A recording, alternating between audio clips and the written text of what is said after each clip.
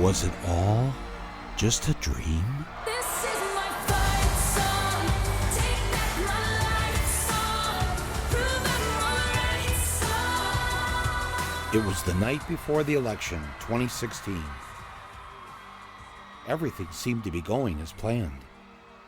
Amateurs and experts alike had already called the election months ago. There's not going to be a President Donald Trump. That's not going to happen. Donald Trump is not going to be president of the United States. Donald Trump will never be elected president of the United States. He's not going to be president. Is there a path to victory for Donald Trump at this point? No. You still think she has a 100% chance of winning the election? I do.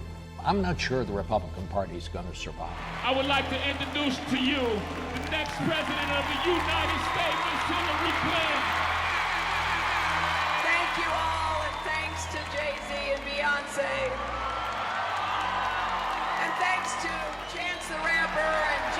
Cole and Big Sean. She had no idea who any of these rappers were, but it didn't matter.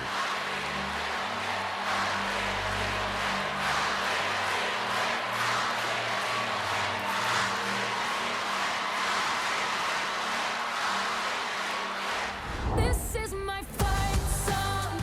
The big day is finally here, and it's time to vote. A giddy nation awoke that morning to the news in the New York Times that Trump had only a 15% chance of winning. You know, growing up as a little girl, I never thought I could be president. It's becoming very real. Congrats, Hillary, our first woman president. Ooh, Hillary, all the way to the White House. I waited over an hour to vote. I'm so happy. In Rochester, New York, thousands put I voted stickers on the grave of suffragist Susan B. Anthony. This is the most important election that I have ever voted in. I got to vote for a woman for president. You're making me cry. We finally made it. This is my fight song.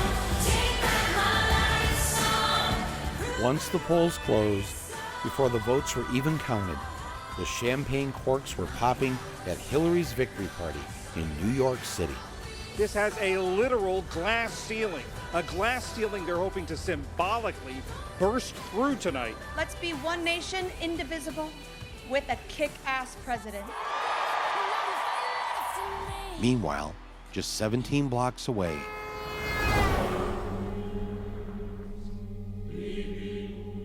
it's a decidedly small venue, perhaps the smallest one I've ever seen for an event like this.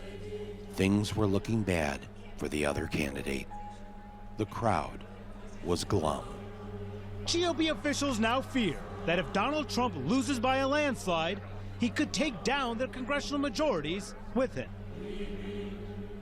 Fox News seemed relieved that they wouldn't have to support this man for the next 4 years. I think Hillary's going to win. The betting odds on the presidential race are 3-1 in favor of Secretary Clinton.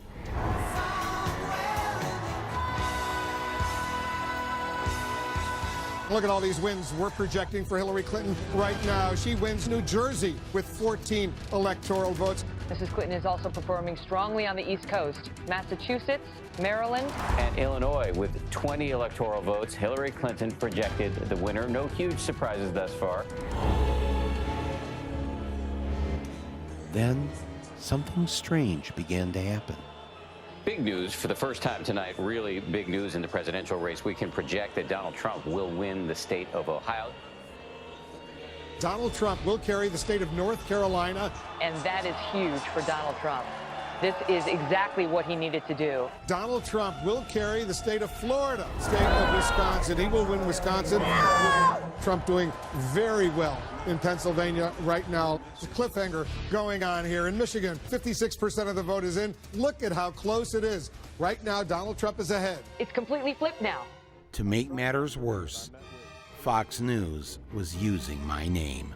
Michael Moore, who knows white working class voters, has made movies about them, grew up in Michigan, had been saying all along to the Democrats, dismiss him at your own peril. And he said, I'm warning you, I know the people who live in my state, and I know how they think, and I know what their concerns are.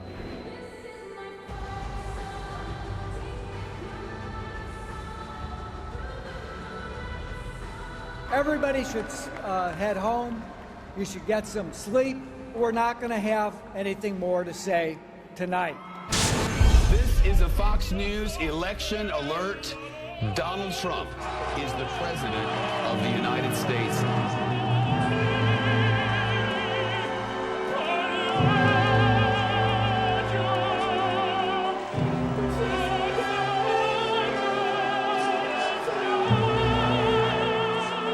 It looked like a perp walk.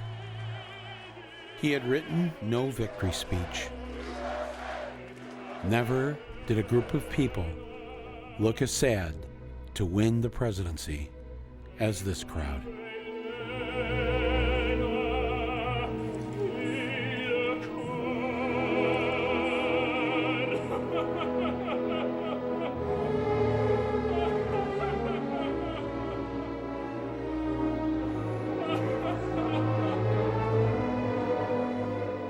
At 2:29 a.m.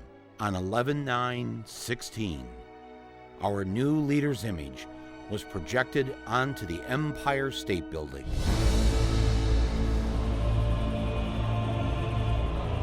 How the fuck did this happen?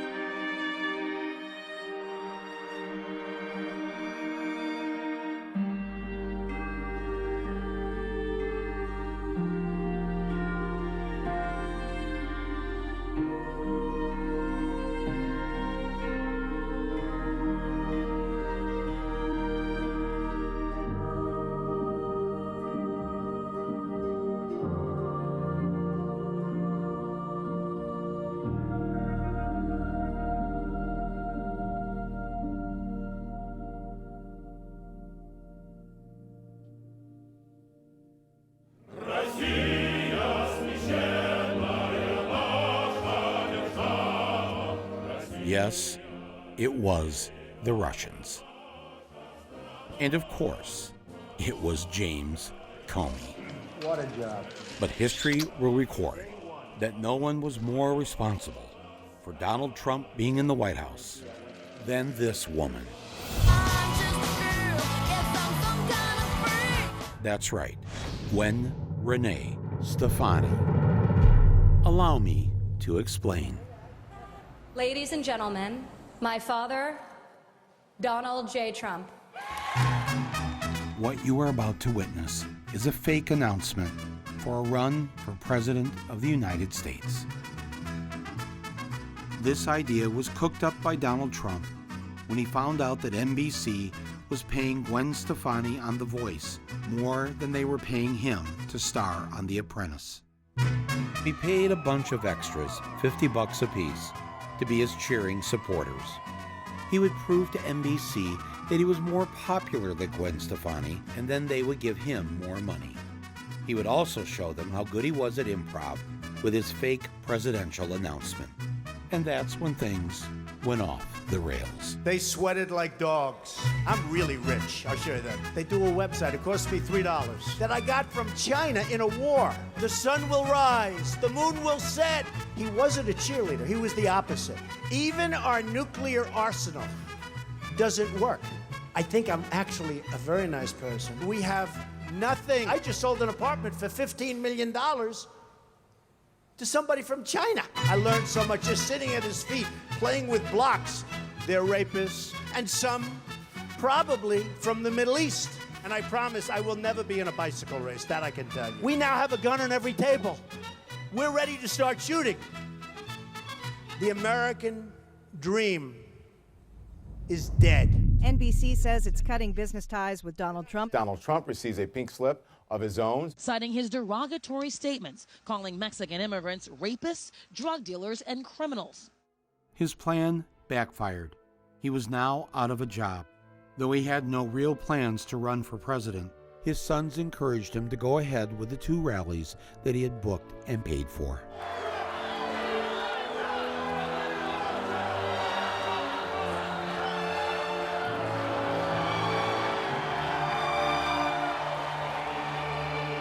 As he looked around at the adoring masses, a crowd the size of which he'd never seen before, he had his epiphany. Unbelievable! Unbelievable!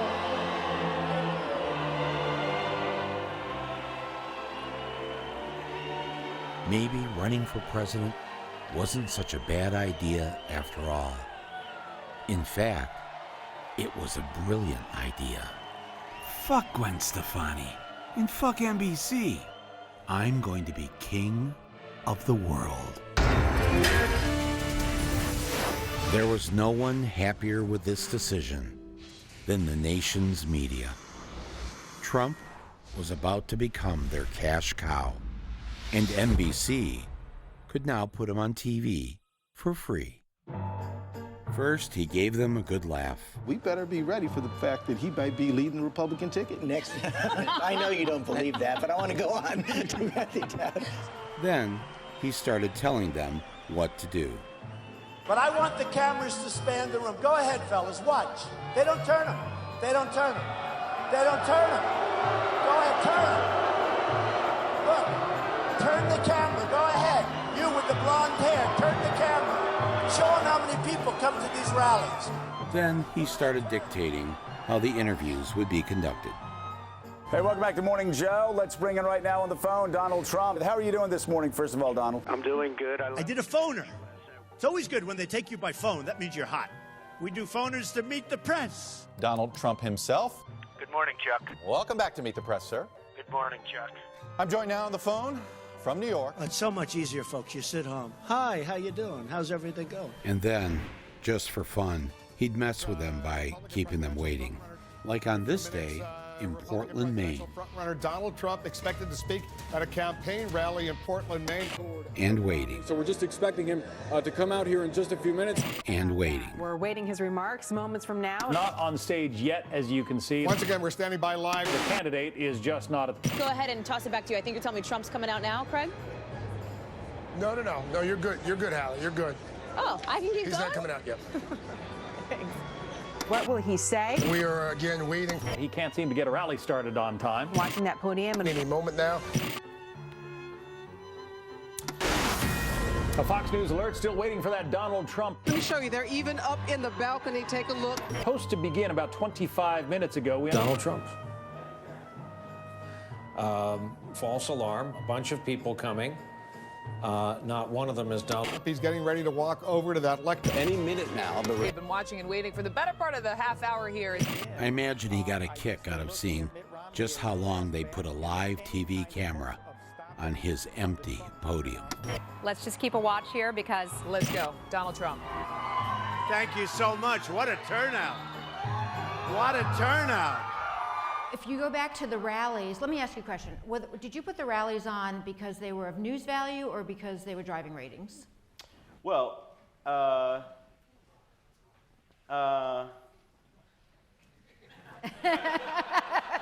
Man, who would have expected the ride we're all having right now? This is pretty amazing, and, you know, who would have thought that this circus would come to town? But, you know, it may not be good for America, but it's damn good for CBS. That's all I got to say.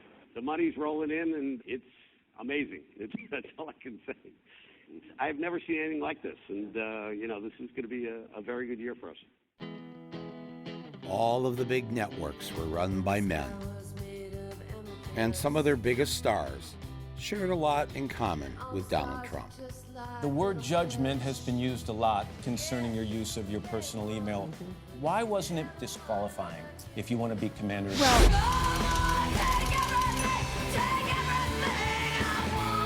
She has to learn to do it with humor, and when she doesn't actually, she's being kind of aggressive. And I'm Mark Halperin. And I'm Donald Trump. Do you think the email crisis contributed to the question of trust? Was certainly not a choice I would do again. Okay, I want to hear you out on this. You've said, I'm sorry, I made a mistake. That's it was the wrong thing to do. That's right.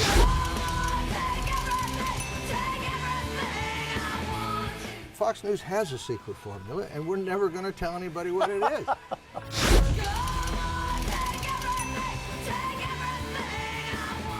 There's got to be some downside to having a woman president, right? Something.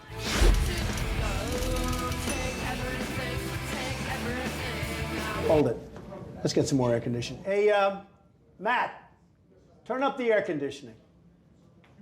Up the air conditioning. This malignant narcissist, the one on the right, has always played the media for suckers and gotten away with it. I should know. Back in 1998, Trump and I were booked together on Roseanne Barr's new talk show. He did not know that he was scheduled to appear with me. I was all set to take him down, but he wanted nothing to do with it. I saw he was getting ready to leave. Tell her, have a good time. Excuse me, Mr. Trump? Roseanne's producers asked him to hold up and came and spoke with me and begged me to go easy on him. I don't know. He was scheduled to be on Politically Incorrect with me, and when he heard I was on, he skedaddled. So. Did he really? Yeah. We're not, we're a daytime show, so there can't be... What does she want to do? She would love to have you both out there. Have you asked him? No. You were the easy ones to see. Right. Get you on board. I'm sure then... I didn't want Trump to walk, which would screw up Roseanne's show, so the next thing I knew, I was playing nice. I've been on unemployment 3 different times in my life. But you know what? Neither one of us was ever $1 billion in the hole. I was down, almost about 900 million in the negative sense. Oh, my. Instead of asking him which Russian mobsters bailed him out of his billion-dollar debt, I just decided to make a joke. And what unemployment line were you standing in? I was doing well. I did learn one interesting tidbit. He had seen my movie, Roger and Me. I tell you, I loved what he did. Oh. If I was Roger, I wouldn't have liked it, but I enjoyed it. I hope he never does one on me, though. I would.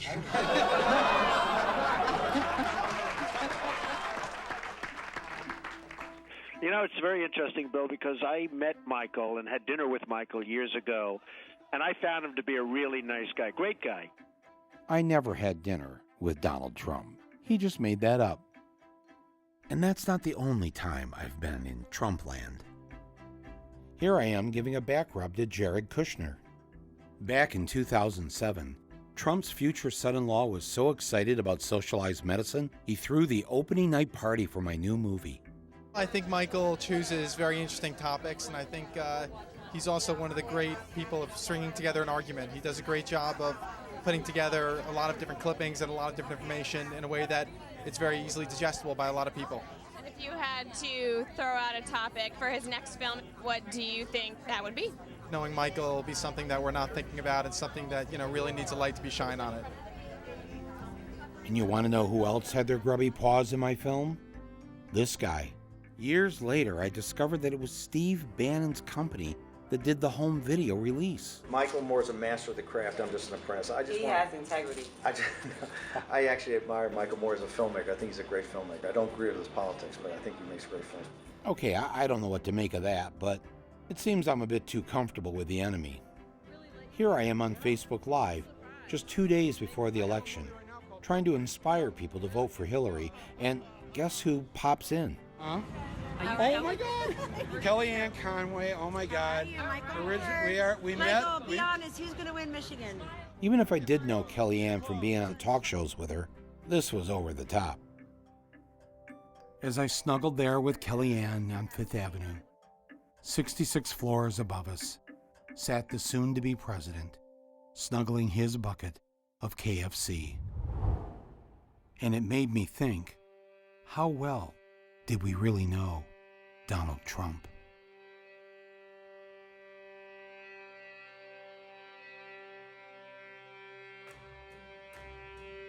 She's really a beautiful baby, and she's got Marla's legs. We don't know whether or not she's got this part yet, but time will tell. You going up the escalator? I'm going to be dating her in 10 years. Can you believe it? Who is his favorite? I'm going with Ivanka. I'm going with Ivanka.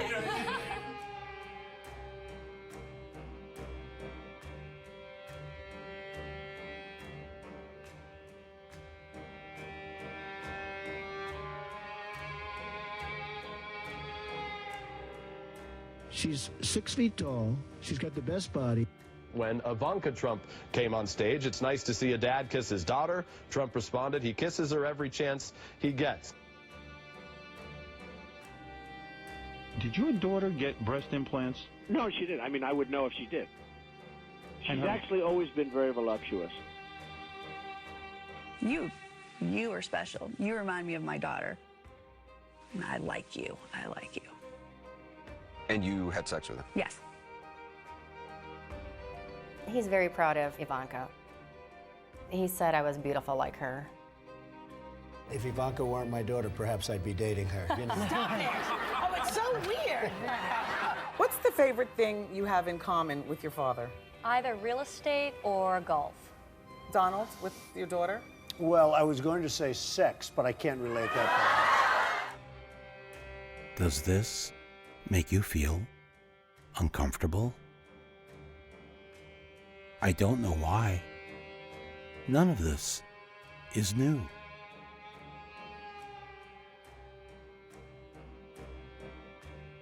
He's always committed his crimes in plain sight. We expect to be successful in court. We knew about this. Should he have ever been able to build or own another apartment building? He did this too, right? Demanding the execution of 5 innocent black teenagers. And let's all hate these people, because maybe hate is what we need if we're going to get something done. You don't know who did that crime. And we all definitely knew about this. All I want to do is see this guy's birth certificate. And yet, neither you nor I called or wrote NBC America's boss, Donald Trump, to have an admitted racist removed from the air. His racism, his misogyny. To have the owner come waltzing in when we're naked in a very physically vulnerable position. You know, I'm inspecting. I want to make sure that like everything is good. You're there. Yeah, the dress. Is everyone okay? You know, they're standing there with no clothes. And so I sort of get away with things like that. All of this done out in the open, as if by doing it publicly, it was okay. No one would object. Even committing treason on worldwide TV was acceptable because he didn't hide it. President Putin was extremely strong and powerful in his denial today. Trump loves the strong man, the autocrat, the dictator. Take these 2 strongman CEOs. They go way back. The one on the right became the governor of Michigan before the one on the left became the President of the United States. Before Donald J. Trump would be unleashed on the world, we here in Michigan got a coming attraction for what you would all soon experience. It began in 2010 when a Republican named Rick Snyder was elected governor of Michigan. He had no experience in public service, but he was very, very good at foosball. Oh, not again! And he was very, very rich. He had been CEO of Gateway Computers. You remember, right? The piece of shit computer. And he told the voters of my state that he was going to run Michigan like a business. I was hired to serve our citizens. They're my customers. Ah, yes. We're the customers. The customers of the big business that he was running. The ones that would pay for his billion-dollar tax break for the rich. The Michigan business tax is gone. Emboldened by his victory, he was not satisfied with just being governor. He wanted more power. And how do you get more power? You scare the people and declare an emergency. Governor Rick Snyder appoints an emergency manager. Prop 1, the emergency financial manager. When citizens got their emergency manager. And it is official. State police and a security team out to try and keep peace. The emergency manager bill is now a law. Governor Snyder signed the emergency manager law. Even though there was no emergency. He staged a coup. He removed from power the elected mayors and city councils of Detroit, Flint, Pontiac, and Benton Harbor, and installed his cronies to run them in the way that he saw fit. This was a premeditated plan to reduce and privatize public services so that corporate people like him could make more money. People don't think that this is happening in the United States. If you don't say like Flint, Michigan, and you just say the powers of this person, like they'll think like it's Honduras. This is a way to target Black and brown communities. It was a king. The governor put a king into the city of Flint, and he ruled without being responsible to anyone. Look at the cities in Michigan that are under emergency management. The ones the governor took over. The governor took over. At one point, 50% of African Americans in the state were under emergency management, compared to 2% of whites. Governor Snyder's idea to remove democracy from Michigan's black cities so impressed the future president that he came to offer his support. Can you share your thought on an emergency manager situation that's still unfolding in our city? Well, that is unfolding. I've been reading about the emergency manager, and my attitude is whatever it takes to make that next step. We could say this maybe a little bit about the country. Whatever it takes to get it to the next step is what I would support. Governor Snyder wanted to flex his new autocratic powers. He saw an opportunity to take advantage of the poorest city in the country and of the largest source of fresh water in the world. Option A was that he could just leave well enough alone. After all, for 5 decades, the city of Flint got its water from Lake Huron, a 10,000-year-old pure glacial lake, water delivered to Flint through publicly owned pipelines. Or there was option B.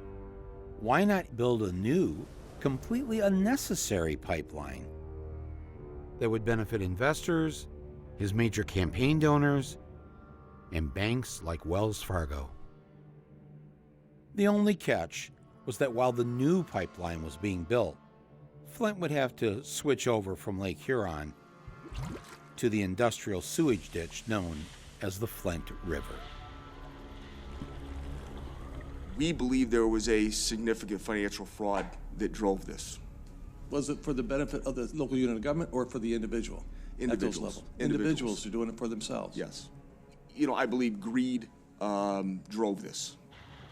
In April of 2014, the governor switched the city of Flint's drinking water to the Flint River.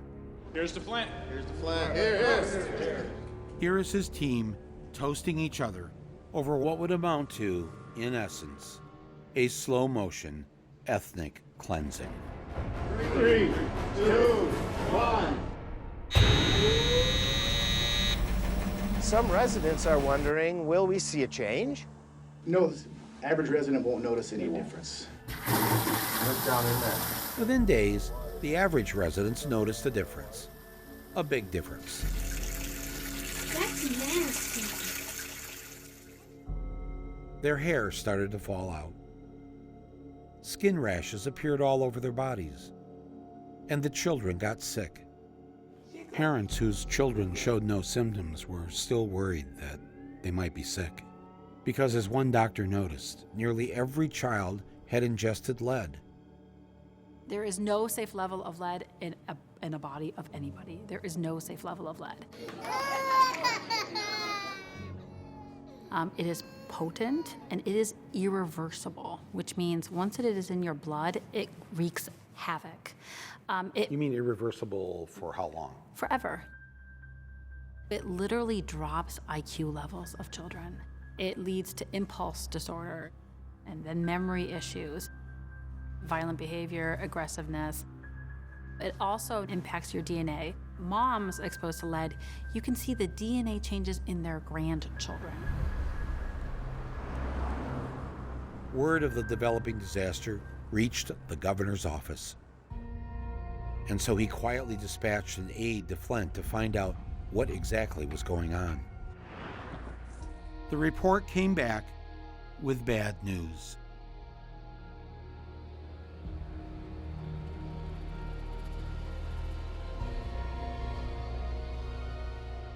The state investigator recommended switching immediately back to the Lake Huron water. But the governor seemed to have other thoughts, like getting PR people to make the problem go away. Water that is leaving the plant is always assured to be at the top notch of quality. For the governor, there was an even greater tragedy. The Flint River water was corroding the auto parts at the General Motors factory. When the governor heard this, he blew his top. After all, General Motors had donated hundreds of thousands of dollars to the Republican Governors Association to help elect candidates like Rick Snyder. And here he was, damaging their property. For Governor Snyder, that was a bridge too far. He immediately ordered the water in Flint to be switched back to Lake Huron, but only for the General Motors factory. The people of Flint would continue to drink the poisoned water.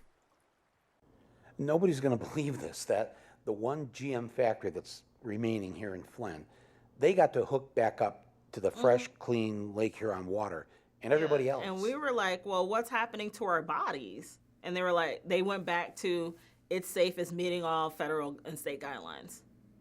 And that was like the drum. But the auto parts that had to be washed in the factory had to have the clean, pure water. Yeah. From Lake Huron. Yeah, because profit reigns supreme. We didn't own General Motors. That's why we didn't get like the clean, safe water. So, you know, Trump is looking at this whole Flint water poisoning, and he's got to be thinking, wow, the governor got away with poisoning a majority black city? What will I be able to get away with? Look at my African American over here. Look at him. Go home and get a job. Go home, get a job. Yeah, and if there's a group out there, just throw them the hell out. Knock the crap out of him, would you? Seriously. I will pay for the legal fees, I promise. Now there's a remnant. Yeah, he's right there. Hello. Uh-oh. In the good old days, they'd rip him out of that seat so fast. Build that wall. Build that wall. Build that wall. Build that wall. We are going to make America great again. I will tell you that our system is broken. You know, most of the people on this stage I've given to, just so you understand. Before 2 months ago, I was a businessman. I give to everybody. When they call, I give. And you know what? When I need something from them, 2 years later, 3 years later, I call them. They are there for me. And that's a broken system. He was right. It is a broken system. So he decided to break it some more by eliminating all 16 Republican contenders. You're not going to be able to insult your way to the presidency. Just excuse me 1 second. Well, this guy's a joke artist, and this guy's a liar.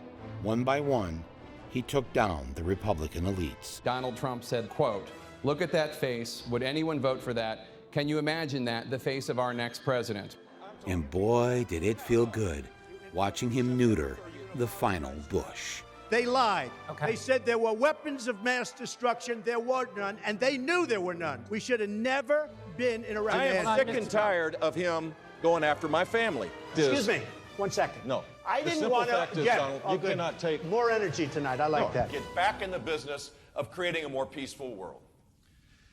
Please clap. After destroying the Republican Party, Trump decided to outflank Hillary on the left.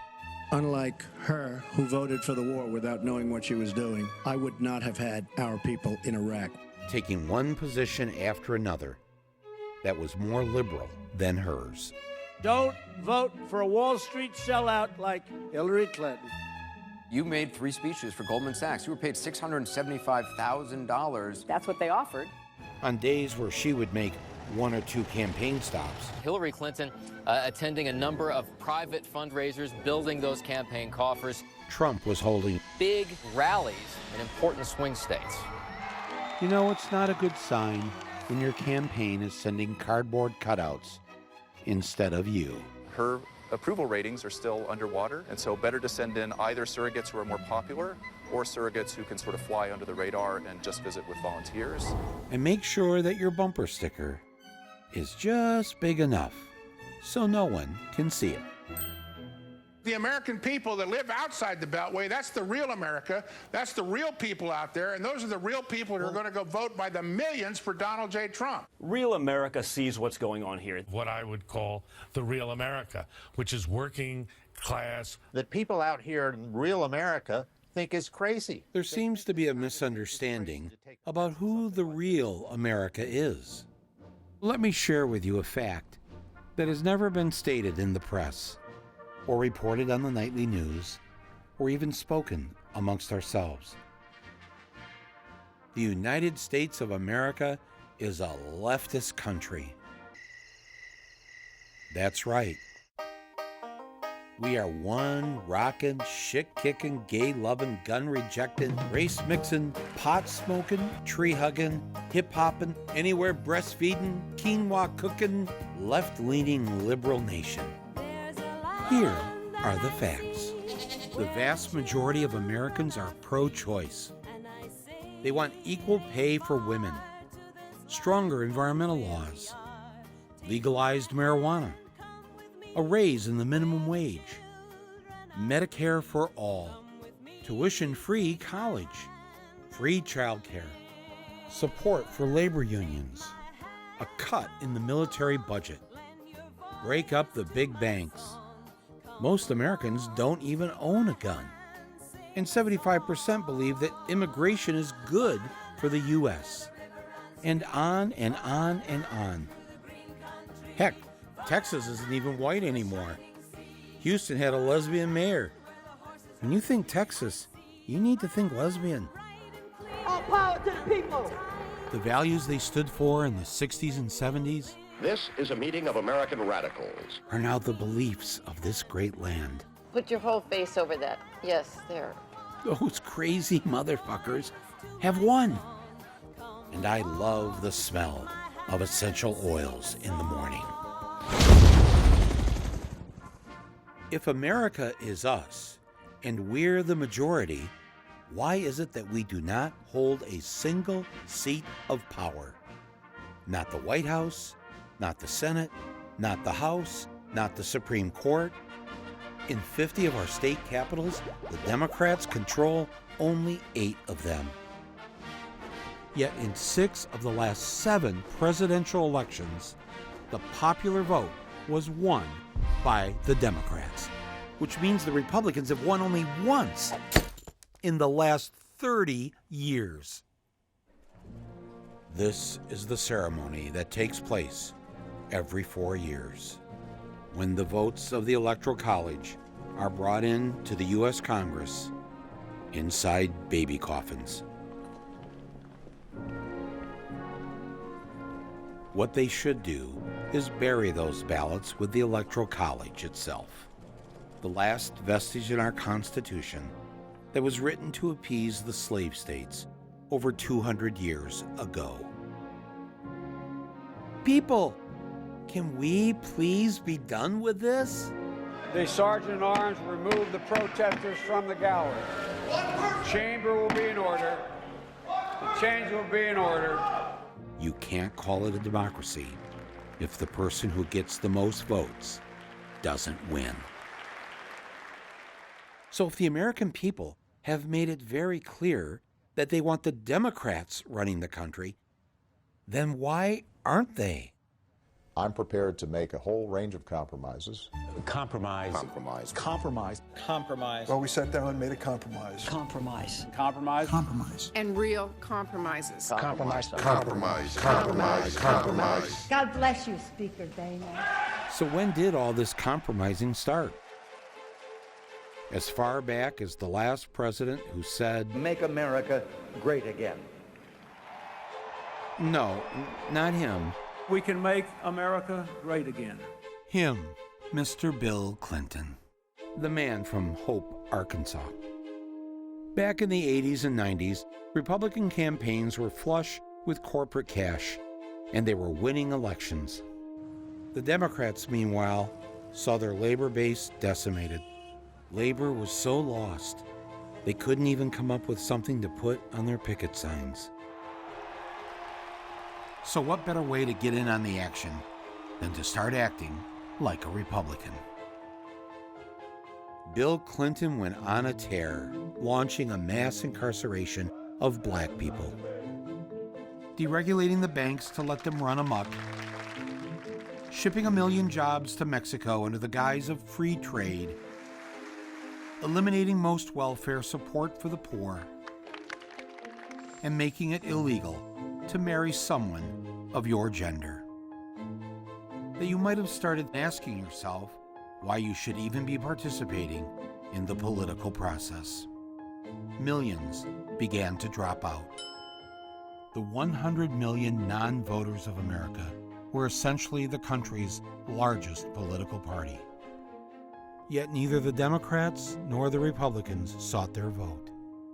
As the Democrats became more like Republicans, so did the entire liberal establishment, led by the paper of record. Our source was the New York Times. Catering to big business, minimizing social movements like Occupy Wall Street, and cheerleading every war we got into.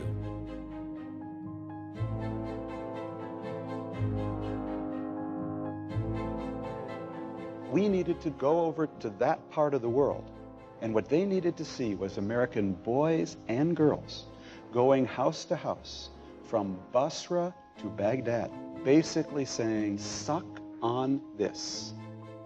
It also tries to dictate elections.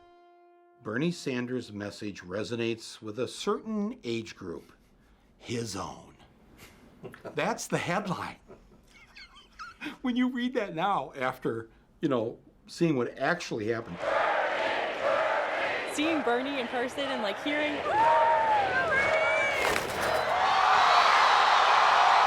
The purpose of that article was to try to stop you.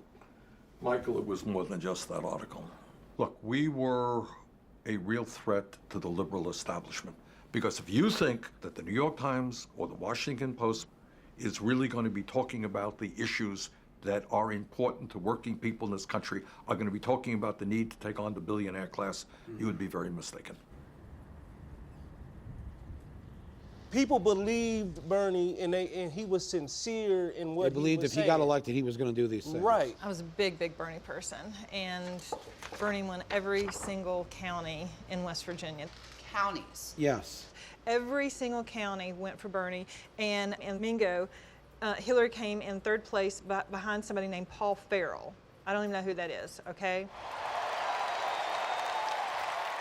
Even though Bernie Sanders won all 55 counties in West Virginia, with Hillary not winning a single county, the West Virginia Democratic Party went to the Democratic National Convention and told this lie to the American people. West Virginia, how do you cast Madam Secretary, 19 votes for the next president of the United States, Hillary Rodham Clinton, and 18 votes for Senator Bernie Sanders. A single lone West Virginian did her best to put her little homemade sign within the camera frame so that the American people would know the truth. The West Virginia Democratic Party decided to alter the results of the West Virginia primary by ignoring the will of the people and adding their own super delegates, i.e., party loyalists, people picked by the party hacks. Just like all the state Democratic parties did. Indiana, Hillary Rodham Clinton. Michigan, Hillary Clinton. Montana, Hillary Clinton, New Hampshire, Hillary Clinton. Rhode Island, Hillary Rodham Clinton. Vermont, Hillary Clinton. I move that the convention suspend the procedural rules, and I move that Hillary Clinton be selected as the nominee of the Democratic Party for President of the United States.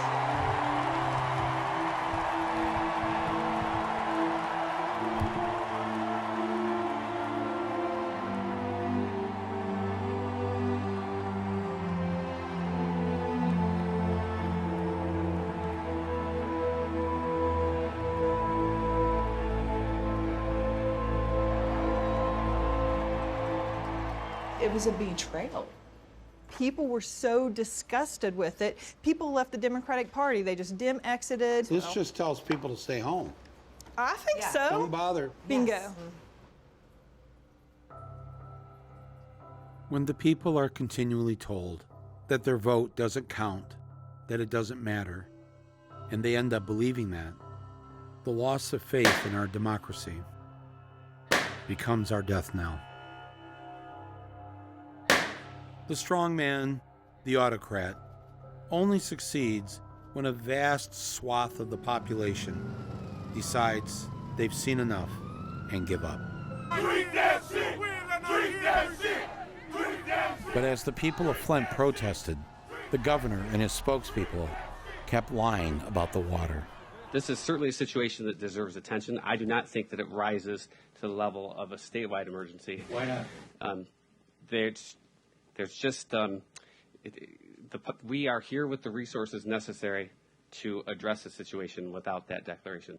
Anyone who is concerned about lead in the drinking water in Flint can relax. There is no broad problem right now that we've seen with lead in the drinking water in Flint. Let's get the facts. Let's keep working this, and let's remember, water isn't the only source of lead, and so we need to make sure we're encouraging people to look at other places that could create a threat. I actually started working for the health department November of 2015. This is April Cook Hawkins. She was asked to participate in the cover-up. I was the case manager here in Flint, Michigan. All of the results in regards to the blood levels, I inputted those numbers and made sure all of those numbers were correct. And while doing so, she discovered that the government officials had cooked the books. My supervisor asked if I would go in and help them out with the numbers and not show certain things. If someone came in and they test high, the health department didn't want that number to be shown.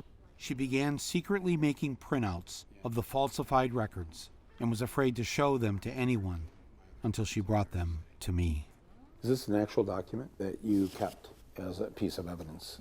Yes. The normal number is 3.5, and anything over 3.5 is considered a high lead level. 6, 6, 5, 6, 5, 5, 6, 7, 10, 6, 8, 6, 6, 14. Not a single number that says 3.5 or lower. No. That means every child on this sheet of paper has an elevated level of lead. Yeah. And I said, so let's just call the parents and retest. And they said, no, we can't do that. Just put them in as a 3.5 then. And so the parents aren't able to start taking immediate action to help the child that's been lead poisoned. They think their child is fine. And they, My child tested low. You knew these parents were getting letters that were not telling the truth. Correct. Just put them in as a 3.5 then. And you said? I said, no, I couldn't do it. And that's when things kind of hit the fan for me. Somebody told somebody to do this, to cover up what the state was really up to. Yes.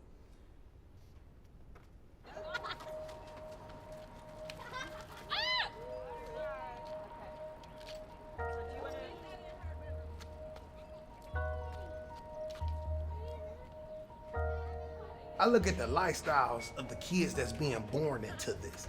You know what they know? They know a bottle of water and a toothbrush and toothpaste is normal. That's how I brush my teeth in Iraq. I took bottled water showers in Iraq. So I compare how I live now, how I lived in Iraq as far as when it comes to water. I had more water supply in Iraq than I did now. And we need to not have the highest water bills in the nation, especially since Michigan has 85% of the nation's fresh surface water, 20% of the world.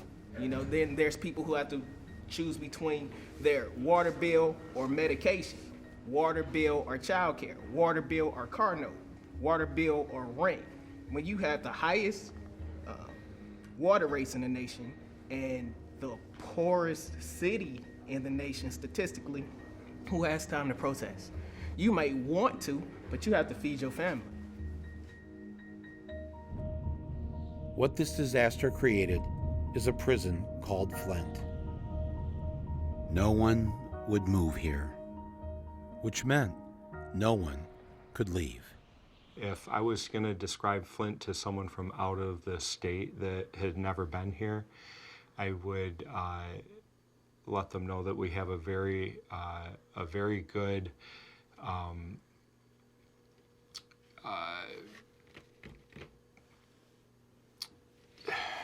So that is usually the most common question. People say, why don't you just move? Would you buy my house for what I owe on it? Unfortunately, this water crisis could be almost the final nail in the coffin for Flint. And then people started dying of Legionnaire's disease.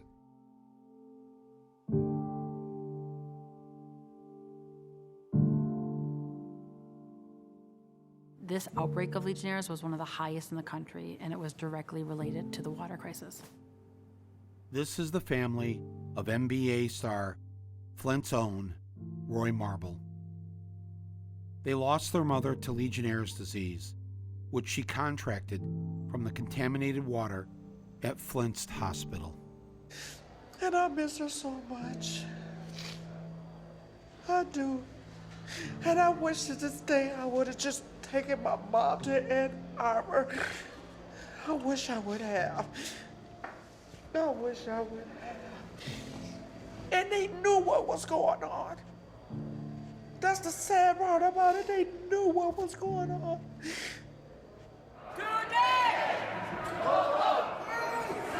Don't let anybody tell you this is just about water. This is about greed. This is about political corruption. Get your hand off me. Don't touch my wife.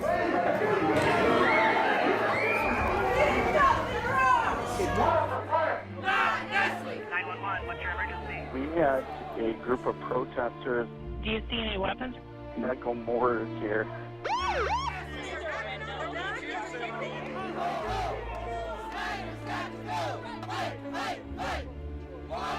do it. Let's call this what it is. It's not just a water crisis. It's a genocide. It's a racial crisis. Genocide. It's a poverty crisis. That's right. We need the President of the United States here. We need federal help. We need FEMA. We need the EPA. We need the CDC, and we need the Army Corps of Engineers. What did you know, and when did you know it? You're asking 3 questions now. Okay. And that goes to your point about being civil. In many respects, you haven't been the most civil about this whole situation. And I'm always happy to answer questions. We stayed here to answer additional questions. And we're trying to be open and transparent. He had been anything but open and transparent. Thanks to an investigation by the Michigan ACLU, the public learned that the governor's office had covered up the poisoning of Flint for nearly a year and a half.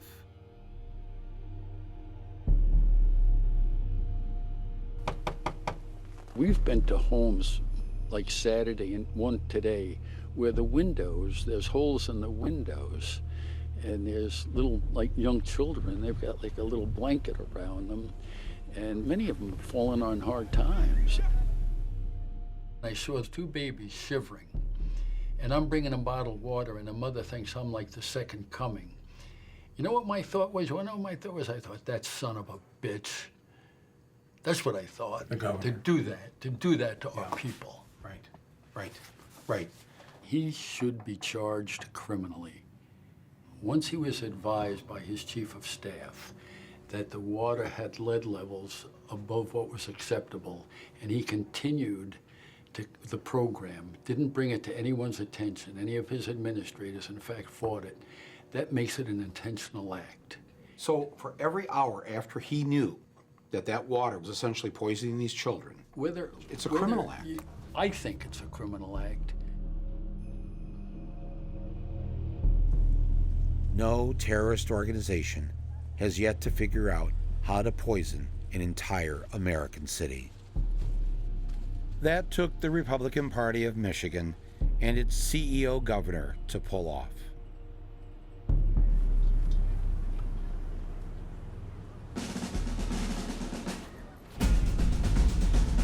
I decided to go and make a citizen's arrest. Here to the governor's office. Okay, just hold on a minute. All right. We'll get something out. All right. Yeah, no.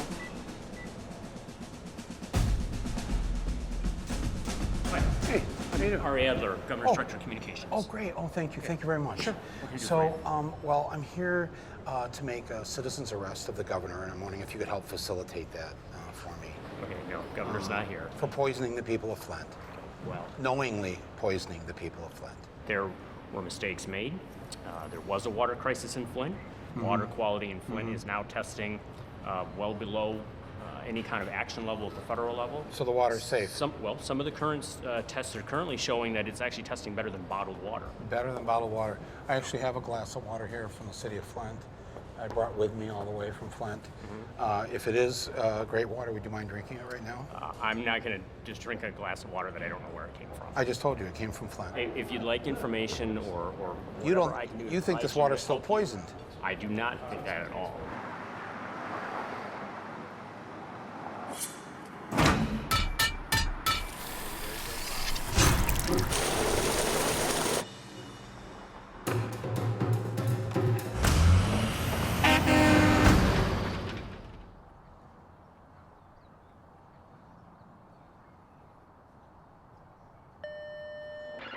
Governor Snyder? Hello? Hello? Hi. It's Michael Moore. Are you home? He's not coming out. All right. Let's hose him down.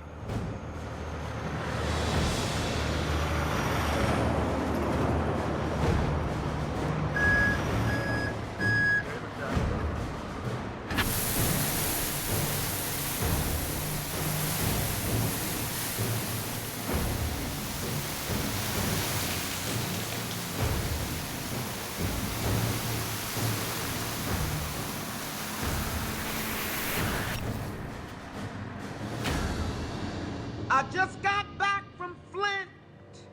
Yeah, that Flint. I saw that dirty water with my own eyes, but not to my surprise, Governor Snyder, you're not much of a provider, 'cause Flint ain't fixed. Every single child in Flint, Flint ain't fixed. 10,000 children, Flint ain't fixed. had drank the lead. Flint ain't fixed. The children up there are sick. The lead in the water is thick. Flint ain't fixed. I wasn't born here, and we came to this country very much for that American dream.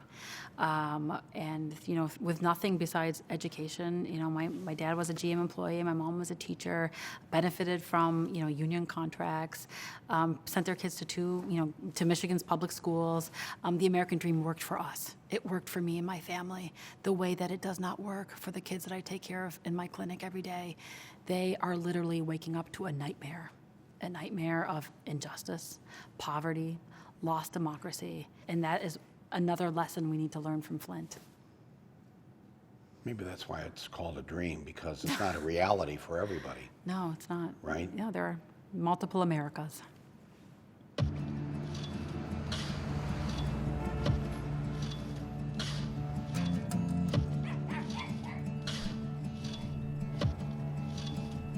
You decided that was military.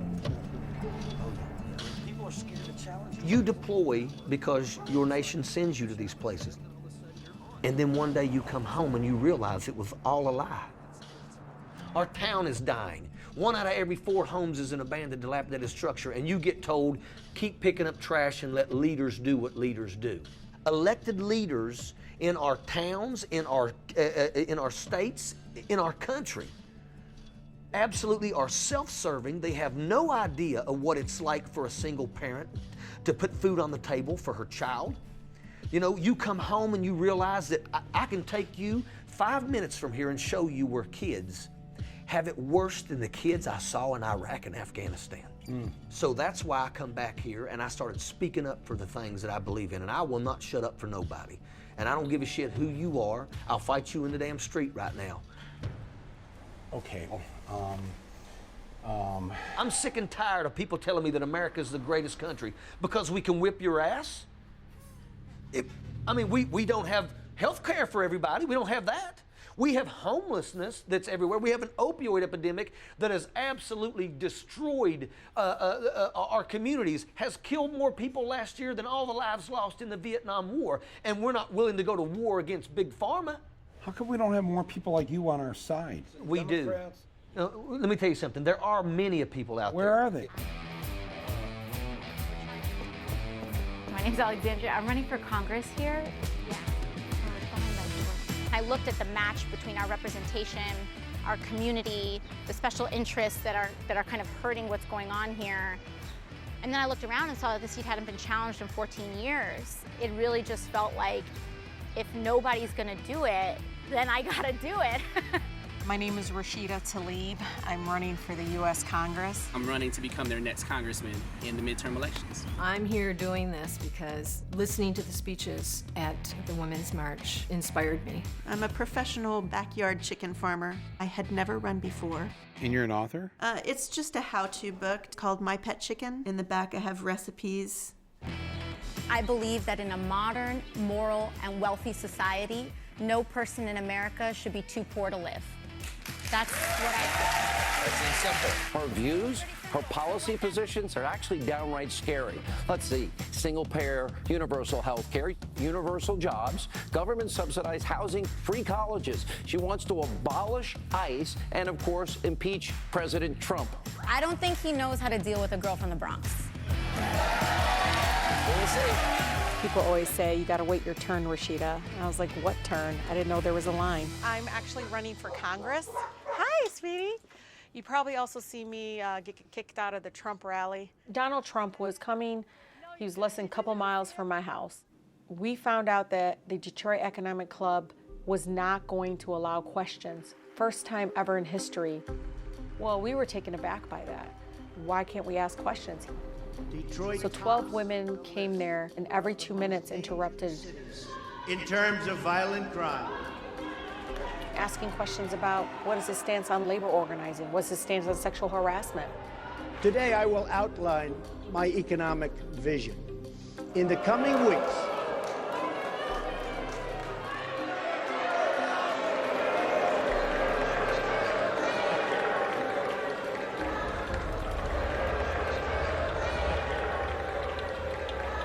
my campaign is about reaching out to everyone as Americans and returning to a government that puts the American people first.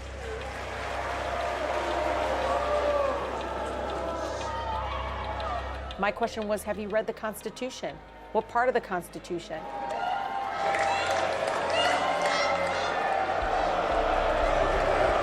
That was the most American thing I could have done.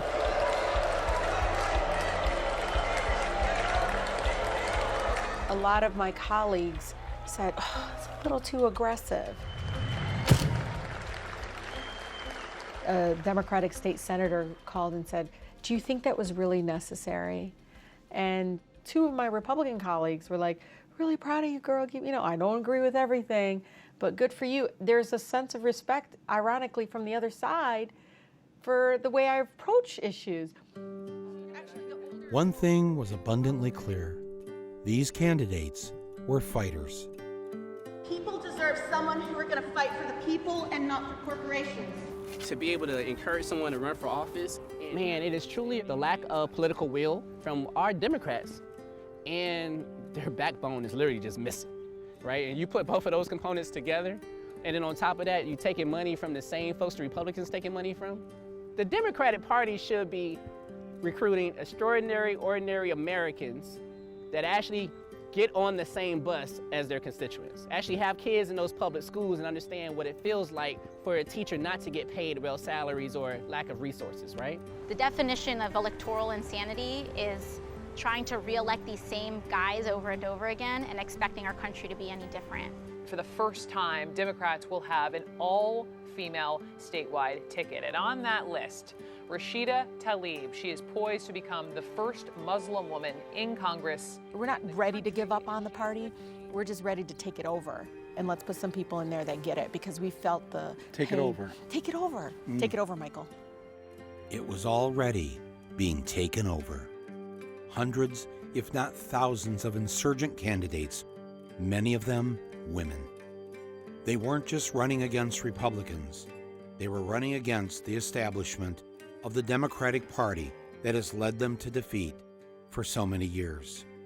This old guard had tried to keep the candidates on the moderate side of things, to stay in the center, to not rock the boat. In other words, to lose. 51% of people between 18 and 29 no longer support the system of capitalism. Well, I thank you for your question. But I have to say, we're capitalist, and that's just the way it is. The we who are capitalists, is she talking about her constituents? Or maybe she means the people who fund the Democratic Party. They enlisted their friends in the media to tamp down the democratic revolution that was underway. I think the party moved too far to the left. Much farther to the left and out of touch with working class voters. And if her win makes her into what Kellyanne Conway called the new face of the Democratic Party is not going to have a very bright future.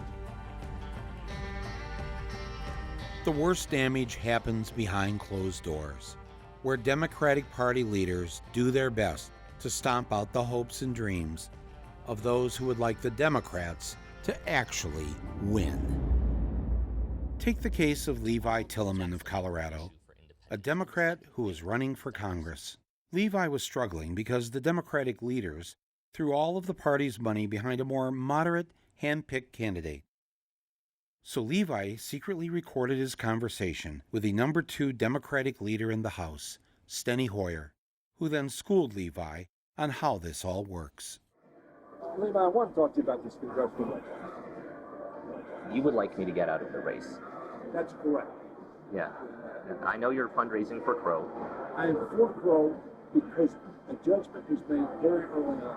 Very early on, before voters had to say, that's fine, because the DCCC knows better than the voters of the 6th Congressional District, and we should line up behind that candidate. That's certainly the consequence of our decision. I mean, it's undemocratic to have a small elite select someone and then try to rig the primary against the other people running, and that is basically what's been happening. I hear you, and I disagree. But you were part of that process Absolutely. as well. You said absolutely. Yes, yeah. I've been at this a long time. My name is Alexandria. Getting on the ballot, we ended up rolling into the Board of Elections, and we turned in almost 5 times the required amount of signatures. On the street? We left, and within 15 minutes, these like super high-priced lawyers came rolling into the Board of Elections, demanding to pull our files, looking through every single one, Democratic Party. looking through to see who they could bump off. I'm running a grassroots campaign. I'm not accepting money from Big Pharma and Big Energy. You know, my team, I have received messages from people all over America that says, who's running your campaign? And when I tell them, they are floored. What do you mean by who's? What you mean, like who's your campaign director, your finance director? My campaign manager drives a truck he's a cross-country truck driver. Right now, he's in North Carolina driving a truck. I mean, that's his full-time job. And he's another person that will fist fight you in the street for what he believes in. No, I have to fight 2 of you in the street. Fuck, come on, you get it. It's how we roll down here in West Virginia. You don't have to be ex-military to have the fighting spirit. Sometimes the bravest people are the ones you'd least expect. When you're a teacher in West Virginia, you're so much more than a teacher. We're social workers. We're mothers. I know last year I teach seniors. There were 8 students in my class that had me in their cell phone as mom. That was how I was listed in their contact. So, as mom? Mom. Yes. You were the mother figure because their mother abandoned them 5 years ago. Their mother died of a drug overdose. I've had all of these situations that's happened. But we still live paycheck to paycheck simply because we don't make hardly any money. The teacher's pay in West Virginia is ranked 48th out of the 50 states. Some of these teachers live below the poverty line and qualify for food stamps. I think every teacher in West Virginia knows several that's in that situation. In addition to teachers being on food stamps, things were about to get even worse. Not only was their health insurance going to double, they also started this thing called Go 365. It's a kind of a wellness program. Go what? Introducing Go 365. To even get health insurance, teachers were being forced to buy and wear a Fitbit device. The Fitbit would track all their physical activity all the time. And if you don't register enough steps into the online database, Then you pay a $500 penalty at the end of the year. you know how weird this sounds? Like how darkly strange and wrong? Yes. Yes. And who was behind this tracking the teacher's idea? A man named Justice. Governor Jim Justice. Nobody loves education more than me. Nobody loves our teachers more than me. Tonight in Pineville, a meeting was held to discuss changes to the Public Employees Insurance Agency. If the Fitbits could measure pissed off West Virginian teachers, they'd be lighting up right about now. But the leaders of the teachers' union weren't much help. They discouraged a statewide strike.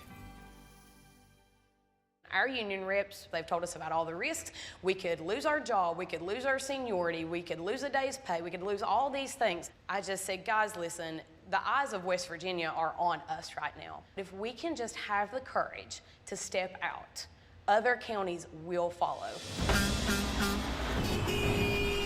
This was the chilly scene outside Point Harmony Elementary Friday morning. Upwards of 50 teachers lining the sidewalk, all on a mission. The teachers decided on their own to go out on strike and do it by themselves, one school district at a time. Alameda County is on the courthouse steps. People are chanting, we're Facebook live streaming that, and other counties are commenting on there and saying, I wish I was there. It escalated really quickly. So 4 go out, then 7 go out, and then 55 of 55 counties. The strike will go on in all of them tomorrow. It is unlawful to have a work stoppage. The teachers were warned the strike is illegal. They face anything from being fined, being fired, to going to jail. But for them, it was worth risking jail to get what they wanted: a 5% raise and health insurance without Fitbits. The teachers weren't alone, because the bus drivers and other school staff were part of the same strike. Except there was one problem. Over half the school children in West Virginia got their breakfast and their lunch at school. So the teachers decided to prepare food for the students during the strike. The group not only packed the bags, but also hand-delivered them to each student's home. Oh, my stars. Make no mistake about it, they want the voice of the working class citizens to be gone. If you are not a member of a labor union, you better become one. If you notice, many days they had red bandanas wrapped around their necks, and they're proud of that. The bandanas have a special meaning going back to the 1920s, when tens of thousands of coal miners went on strike, wearing red bandanas around their necks to identify themselves as pro-union, and thus popularizing the term redneck. And you might think it might be a derogatory term, but from where we're from, that is a term of pride. That says we will not back down. The labor unions across this country needs to take up the red bandana and needs to put them around their necks and say we are tired of being overlooked, mistreated, underpaid, overworked, understaffed.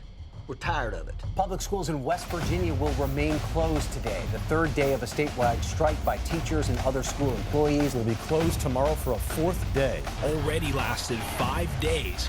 Like true rednecks, the teachers stood firm.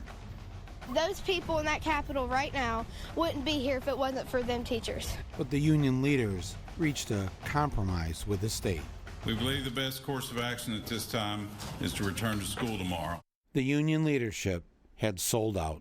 They got the teachers less than what they wanted and left the bus drivers and the lunch ladies out in the rain.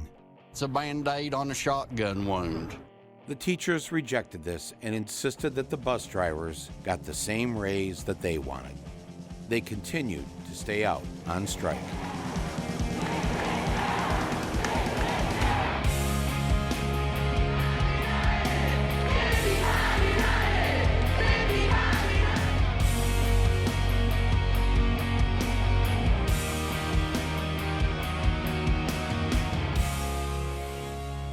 They held firm day after day. And after 9 days of striking,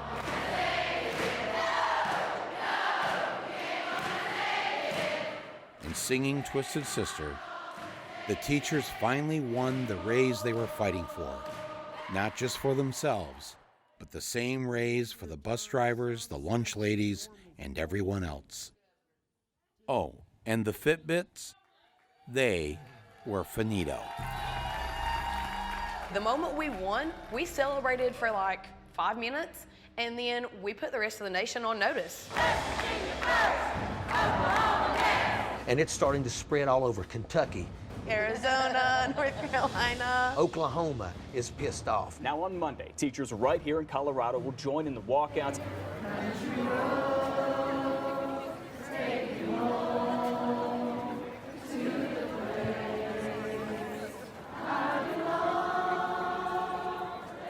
When working class people come together and say, we're not leaving until you give us what we want, there's no money or anything more powerful than that. And that's why politicians since the beginning of this country, they have tried to divide people by race or gender. And so that's the Republicans do it, but you know what, the Democrats do it too. The Democrats say that the concerns of the people here don't have anything to do with the concerns of the people in Flint, Michigan, and that's bullshit.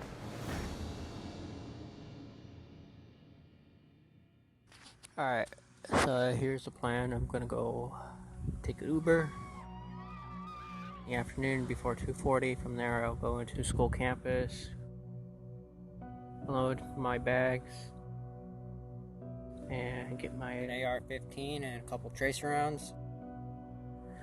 Wait, and people will die. Location is Stone Douglas in Parkland, Florida.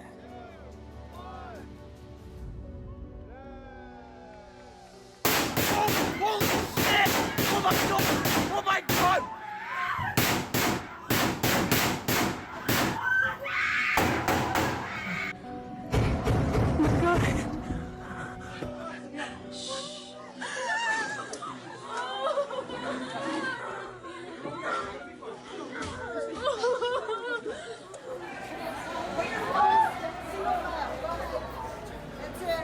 Teachers, make sure you stay with your students, okay? And, like clockwork, came the thoughts and prayers. Thoughts and prayers. And our thoughts and prayers. In our thoughts and prayers. Quote, our thoughts and prayers. Thoughts and prayers. Our thoughts and prayers. Our continued thoughts and prayers go out to all. And they always tell us not to make these shootings political. A group of teenagers said, well, that's the end of that. They decided to make it political because it was political. In response to President Trump, I would say this. You want to look back on our history and blame the Democrats? That's disgusting. You're the president. You're supposed to bring this nation together, not divide us. How dare you? Children are dying, and their blood is on your hands because of that. I'm going to happily ask him how much money he received from the National Rifle Association.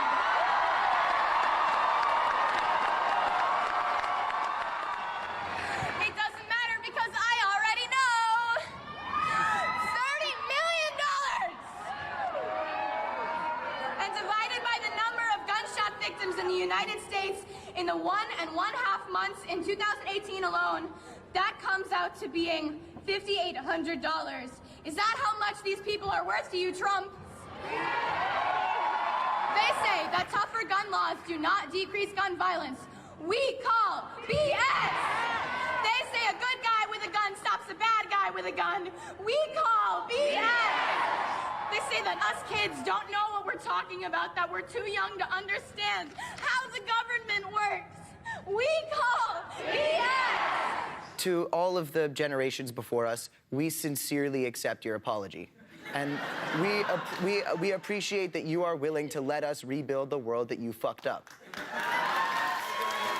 These fearless kids are on fire, and the fire was spreading. 1 month after the shooting, there was a National Student Walkout Day. But this middle school principal didn't want to let the kids off campus. Basically, just all ran out. I'm not sure if they're letting us organize. They can't expel everyone here because that's insane. Westglades, you may go back to second period.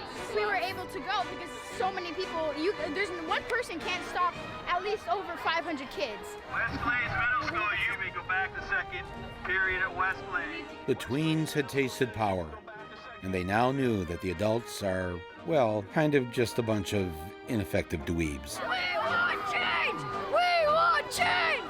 This was a bona fide political movement, and I was there to see it for myself. The Parkland students invited me into their secret headquarters.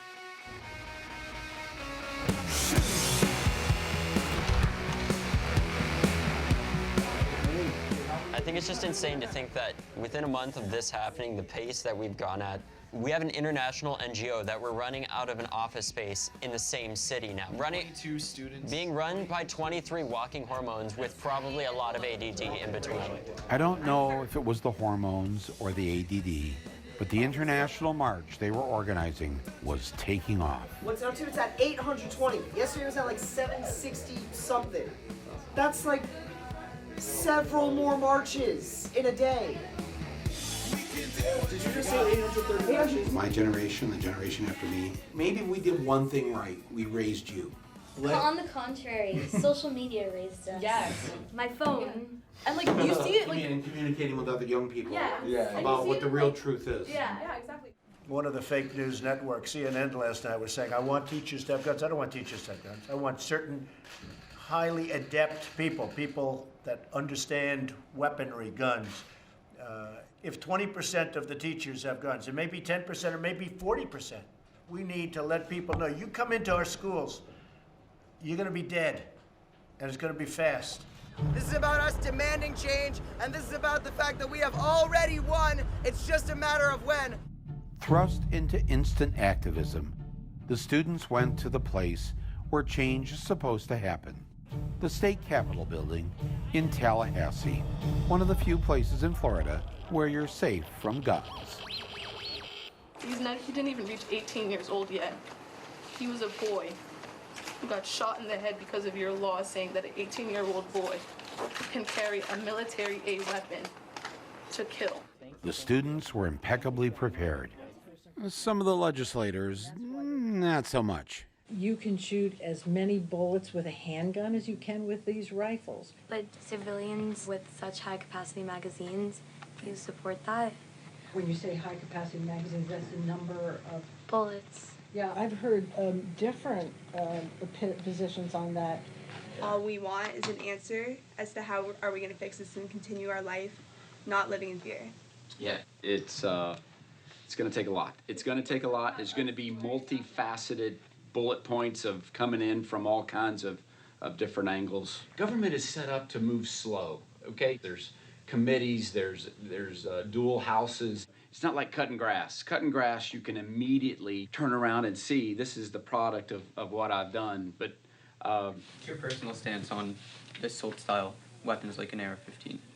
Yeah, it's a head scratcher where we are. So it's going to be a debate. I've always defended people's right to defend themselves. With an AR-15? I haven't got specifics, so you're asking me specifics yet, Jake, and I don't know, but They quickly learned that asking for help from a politician who gets an A+ rating from the NRA gets you nowhere. Take the camera off for me. You need to challenge them directly. Senator Rubio, can you tell me right now that you will not accept a single donation from the NRA in the future?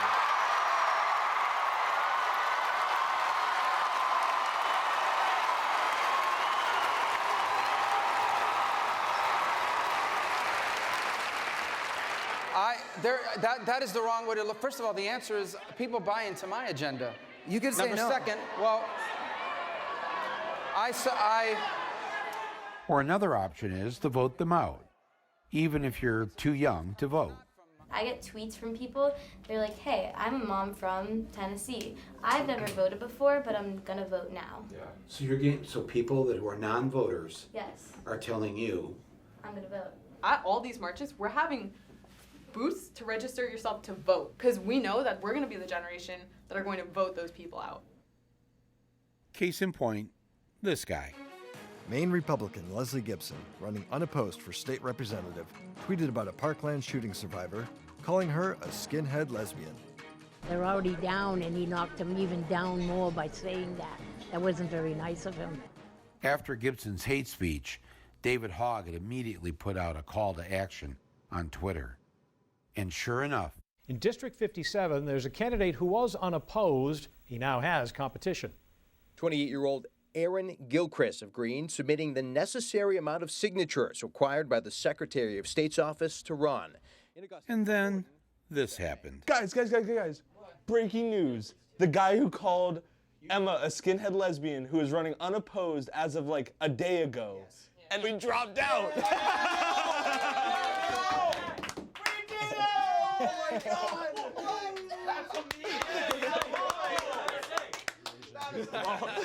She had just met the deadline at 5 o'clock in Maine yesterday to run against this asshole. I just can't believe that it was a day. It was literally a day. Literally. It's like, both Emma and I failed 2 psych tests today. Oh no. But it's fine. We're changing the world. Like, in hindsight, I'm not going to care about that. What I'm going to remember about this day is getting that woman in Maine, like, pretty much in office. Yeah, not your psych test. Yeah. Another memorable day was this one. Welcome to the revolution. Teenagers organized this all by themselves. No adults were allowed on stage to speak. And with over 700 marches underway in American cities and another 100 globally, it was the largest single day of protest in the history of our nation's capital. Raleigh, North Carolina, Tampa, Florida, Central Los Angeles, all echoing the same message. And when a message is urgent enough, sometimes help arrives. City of Flint, USA, May 5th, 2016. POTUS has arrived. The people of Flint had one last beacon of hope. We were all invited to this big thing where the President Obama was going to speak to us about the problem. Oh my gosh, this is so cool! Oh yes! Oh yes! It's finally here. We've been waiting. Once he can make a conscious decision to push this with urgency. While President Obama was on his way to the event, Governor Snyder thought he'd take to the stage and warm up the crowd.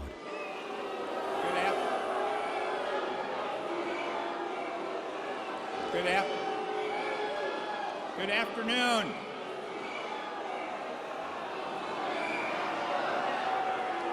Good afternoon. I understand why you're angry and frustrated. Not like we do. I want to come here today to apologize. It's too late. It's too late. It's too late. We already sick.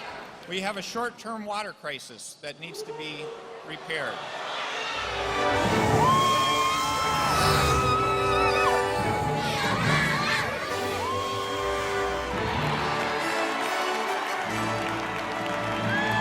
Thank you for caring for us, Obama. Flint's recovery is everybody's responsibility.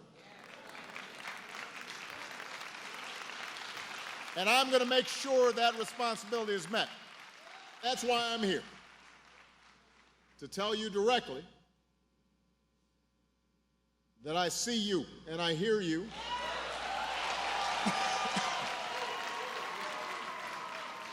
We invest. Can I get some water? Come on up here. I want a glass of water. Get a bottle. Bottle water. I want a glass of water. Everybody settle down. This is a feisty crowd. Thank you. I really did need a glass of water. This is not a stunt. What? He wet his lips. He did not drink it. He didn't sip it. He wet his lips. There was an audible gasp in the audience. People were just like absolutely dejected. Why would you do that? I am sure that somewhere when I was 2 years old, I was taking a chip of paint, tasting it, and I got some lead. Yeah, that's like talking about like, well, I didn't wear a seatbelt and I'm fine. It's like, but there were tons of people that died. Backstage, the president, sitting at the table with the criminal governor, decided to perform his stunt all over again. You know, generally I have not been doing stunts here, but, you know. That's not what I expected. That's what Snyder did. It felt like he minimized like what people are actually going through and struggling with. If you were actually lead poisoned, you would not be president, you would be janitor Barack Obama. We were holding on to hope that he would declare a disaster area. A disaster would give us FEMA, it would give us pipe replacement, get engineers in here. Then we could get Medicare for all the residents of Flint. As soon as he took a drink of the water and said everything's fine, that was that. And look at it, years later, it's still poison. When he came here, it was my president, but when he left, he was not my president. I would again go back to the president's visit last week. He reinforced the message that filtered water has been determined to be safe for people to drink. This, again, was our hero, and we thought he was going to come here and help us. But they do have a mural of him, and you ride past it now, and his head is busted out. It was devastating, and it depressed the vote. And I know people that stayed home and just said to hell with all of them. I don't know. I don't know.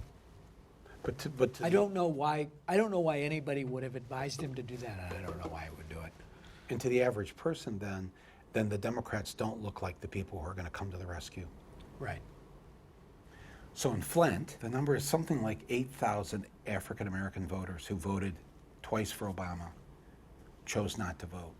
Hillary lost in Michigan by 2 votes per precinct on average. 2 votes per precinct. 10,000 and some votes was it. So where are we left? Yeah. The worst thing that President Obama did was pave the way for Donald Trump. Because Donald Trump did not just fall from the sky. The road to him was decades in the making. Under President Obama, it became okay to imprison whistleblowers more than all previous presidents combined. He used drone strikes to bomb civilian populations. And he deported a record number of immigrants and refugees. What Flint needed was for President Obama to dig up the toxic pipes and have them replaced. But instead of sending in the Army Corps of Engineers, he just sent in the Army.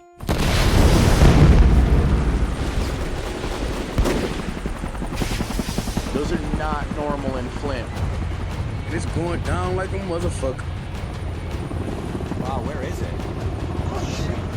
Oh my God, there's another one. What is that? Why are they so low?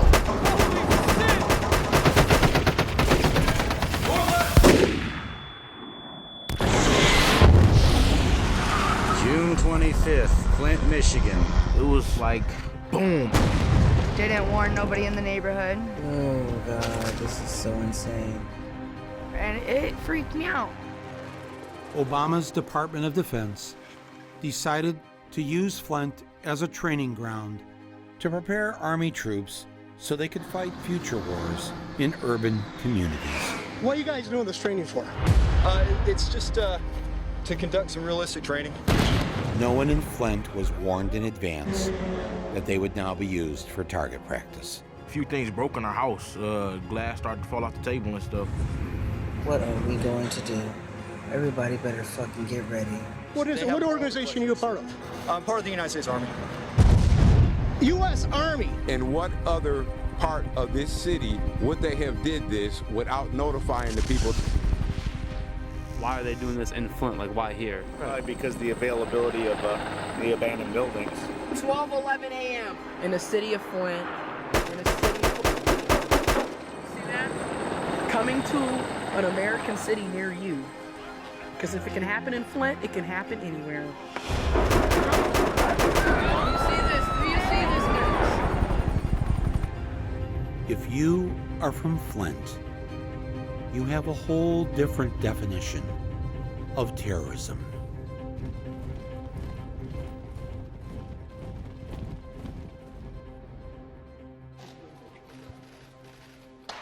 He was the only candidate of the 2016 election, Democratic or Republican, who decided to visit the scene of the crime.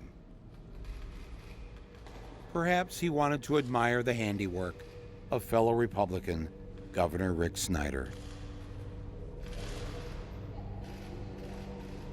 Somebody once asked Donald Trump, how do you handle being at the center of all of this media attention, the whirlwind around you?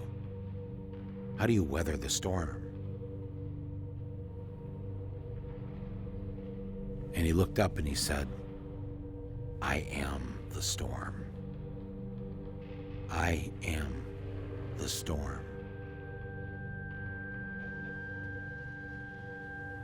And as you know, there's only one person who can navigate the storm, and that's the person who created the storm. And the rest of us are just looking for cover.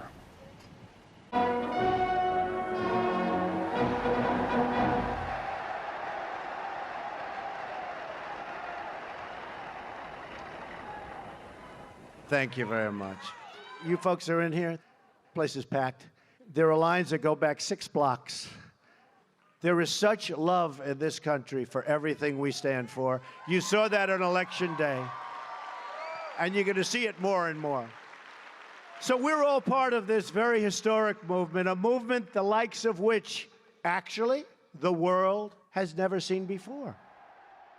Often the move is to say, you're making a comparison to Hitler. It's not a perfect comparison, and therefore, let's throw all of history out. Whereas what I would say is, of course, the comparison's not perfect. No comparison's ever perfect. History doesn't repeat. But history is this huge resource of patterns. It's this huge resource of structures. It's a way to try to get your bearings in a moment like the present one where we're not really sure what's going on. They were one of the greatest liberal democracies in the world. They were the first country to have universal health care for all citizens. They not only invented the printing press, they read more books than any other country, and it was not unusual for each of their cities to have a dozen daily newspapers, a robust free press. And they made the best movies.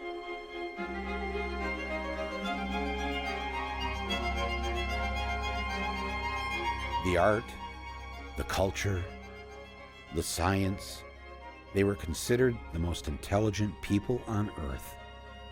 In November of 1932, they elected an immigrant, an Austrian, to be their leader.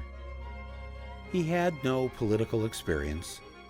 He didn't talk like a regular politician. He just told it like it is. It was so refreshing. Women loved him. Children were always excited to see him. Oh, and he loved animals. Look what Hitler dines on. Not even soup for the ascetic vegetarian. Just a couple of crackers for a victory banquet. He told jokes, he told stories. He was a great dancer. He talked about putting Germany first. And when German football players disrespected the national anthem, they were punished. He talked about creating jobs for everyone. He built roads and infrastructure and camps. He knew how to use the new media, radio, newsreels, and in 1935, he started his own TV network 4 years before Americans were introduced to television. Heil Hitler! He even knew how to use fake news. Im Lager Juden von verschiedenen Berufen haben die Gelegenheit, ihr Berufsleben wieder aufzunehmen. Oh, how the crowds flocked to see him. But his Nazi party only won 32% of the seats in parliament, which the Germans called the Reichstag. The popular vote was won by Germany's left liberal parties.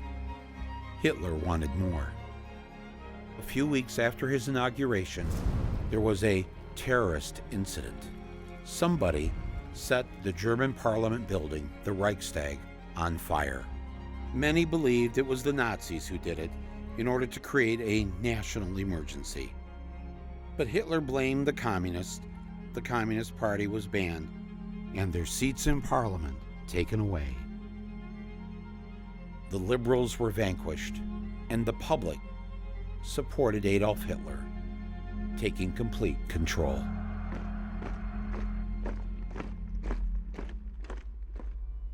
This Jewish weekly in Germany published a front-page editorial saying that everyone should calm down. Now that the Nazis are in power, we don't believe that Herr Hitler and his friends will do all the things that they promised. They won't suddenly take away the constitutional rights of German Jews. They won't lock us up in race ghettos or unleash the murderous mobs on us. They can't do these things because the Constitution won't let them. Back in the U.S., the New York Times agreed. They reassured the American people that things would not be that bad. They even wrote flattering articles and said that Hitler's anti-Semitism was not so genuine or violent as it sounded, and he was merely using anti-Semitism as a bait to catch followers.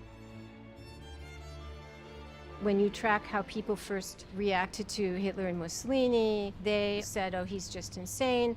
Or the classic thing is that the elite party, in this case, the GOP, we're going to invite him into power, and then we're going to control him. How am I doing? Am I doing okay? I'm president. Hey, I'm president.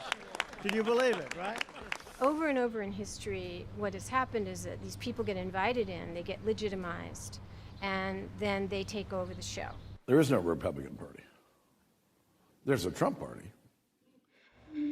At 12:05 p.m. on January 20th, 2017, just minutes after being sworn in as president, So help me God. Trump filed the paperwork for the Trump 2020 re-election campaign. Within days, he went right back to holding rallies. Keep America great! Exclamation point. And campaigning for an 8-year presidency. Unless they give me an extension for the presidency.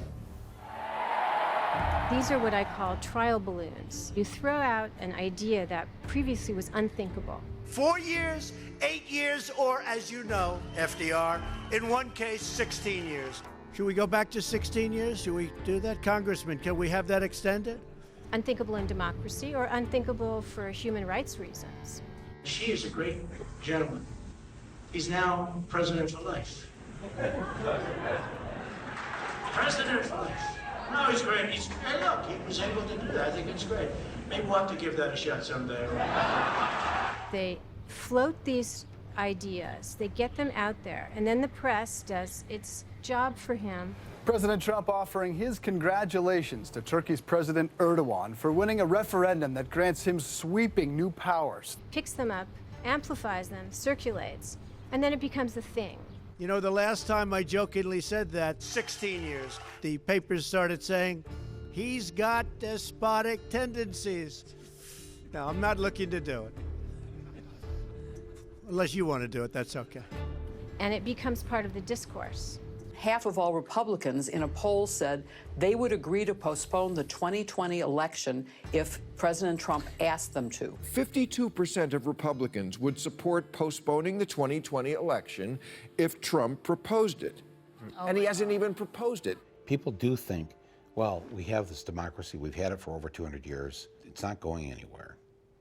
But it's so bogus. That's just not true, Michael. We've had a democracy since circa 1970. I mean, if black people can't vote, it's not really democracy. If women can't vote, it's not really democracy. Democracy, I mean, I love the fact that I live in a country which is more democratic than others. But I will say that democracy in America is an aspiration. It's somewhere we've got to get. I mean, when only half the population is voting, when there's unlimited money in politics, we're not there yet. Over 1 million new jobs, companies investing billions in America, stock market reaching all-time record highs, our country strong again. Never in American history has a president kept more of his promises in his first 2 years in office. Not the promises he made to the voters, but the promises he made to his fellow billionaires in the ruling class. A record tax cut for the rich, passed. Obamacare. It's obvious that it's failing. It's dead. Dead. Banking regulations either weakened or removed. Doesn't get much bigger than that, right? And is on his way to packing the court with 140 conservative judges. A modern-day record. And making lifetime appointments to the Supreme Court with right-wing judges. The Paris Climate Accords. Will withdraw. The Iran nuclear deal. Will withdraw. Our reconciliation with Cuba. I am canceling. Privatized prisons. Whose stock has nearly doubled. Privatized public schools. And he's building that wall. We want to make it perfecto. We shall establish, beyond the realm of doubt, facts which, before the dark decade of the Third Reich, would have seemed incredible. I had a defendant who killed 90,000 Jews. And I asked him, why did you do that? And he said, Hitler knew more than I did, and he told me the Jews were planning to attack as a matter of self-defense, to defend ourselves against that attack. Now, that was the same argument being made by the President of the United States. What Trump is doing. We're doing something for which I hanged this man. You can roughly locate any community in the world, somewhere along a scale running all the way from democracy to despotism. I hated watching this stuff in civics class, but boy, do I miss it now. When a competent observer looks for signs of despotism in a community, he looks beyond fine words and noble phrases. As a community moves towards despotism, common courtesy is withheld from large groups of people on account of their race. You're a fucking piece of shit, you fucking spit. Nasty fucking nigger. Are you a citizen? Yes, I am a citizen. Are you a United States citizen? Can you please get away from me? Then you should not be Can wearing you that. please get away from me? I hate you, fucking trans fuck. Excuse me. Put your hands on me one more time, motherfucker. You should get in a fucking Jewish oven and die like your ass. Fuck you and you nigger fucking people. Okay? Get the fuck out of my country. Or because they don't like a man's religion. Is there a Muslim problem in the world? Absolutely. Christianity is under tremendous siege. It's death by a million cuts. We are getting less and less and less powerful in terms of a religion and in terms of a force. If a community's middle-income groups grow smaller, the likelihood of despotism is increased. I make $7.30 an hour. I only get 17 hours a week. It's shit. Everything around here is. Mr. President! Mr. President! And when citizens have to accept what they're told. The media. You mean fake news? Well, despotism stands a good chance. Sleazy people. Crooked media. The media has been unbelievably dishonest. The most dishonest groups of people I've ever met. But I'd never kill them. I hate them. I would never kill them. I would never do that. That's sick. No, I wouldn't. Wait, let's see. I want to find a friendly reporter. Questions are not encouraged. Don't ask me questions like that.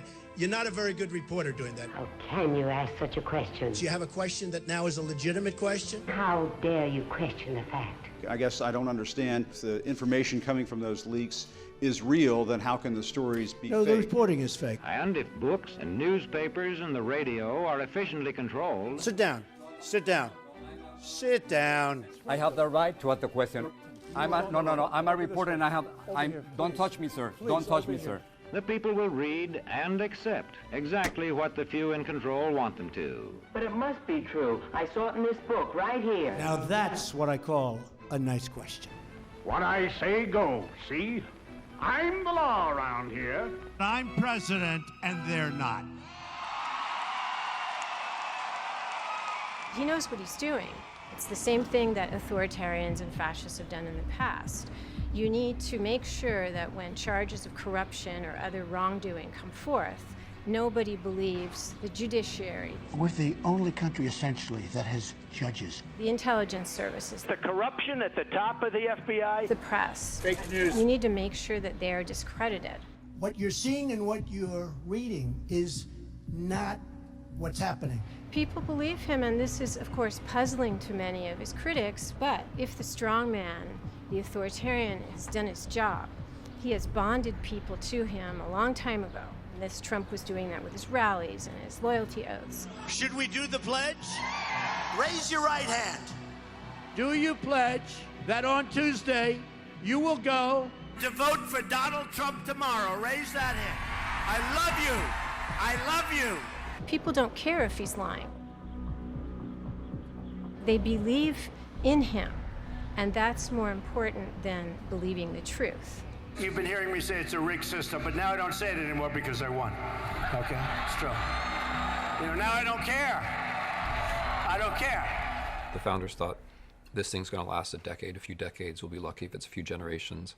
Democracy means ruled by the people, and if the people aren't asserting themselves, then democracy will go away. And whether it's to some drastic form like fascism, or whether it's to some form where yeah, we keep voting, but fewer of us are allowed to vote every year, and there's some kind of emergency statute, or, you know, the money just makes the voting basically a joke, which is unfortunately where we're tending anyway. Whether it's one or the other, there's so much to lose. There will be a civil war in the United States of America. The Christians will finally come out of the shadows. The sign says, hey, liberals, better get your guns if you try to impeach President Trump. Just try it. You will have a spasm of violence in this country, an insurrection like you've never seen. 3% of us own over 160 million guns. Why would they need all those guns? I would take up arms because I think I think we need a revolution. I'm not a violent person. I'm even an ordained pastor. Michael Moore's everywhere saying, surround the Capitol, surround them, uprise, get violent. How did I know? I told you, I'm not that smart.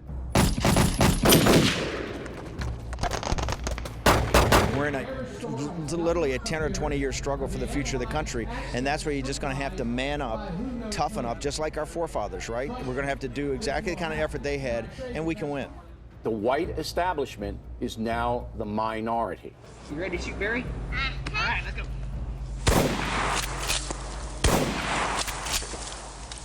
He's bleeding now, isn't he? Susan Sontag, she said, we're just one 9/11 away from losing our democracy. Yeah, I mean, I may be a bit more pessimistic. I think we're 0 9/11s away. We have to think, we have to reflect, we have to think these are the kinds of things which happen in history. Let's not trade the real freedom for fake safety. When there is a terrorist attack, the thing we have to mobilize for is not safety, but freedom.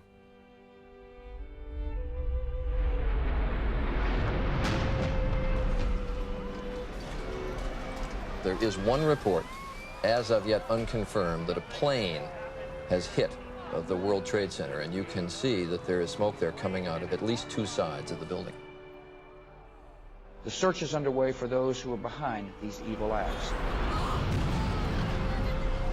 The USA Patriot Act, adopted by Congress and signed by Bush 6 weeks after the attacks, allows for searches of medical and financial records, computer and telephone conversations, and even for the books you take out of the library.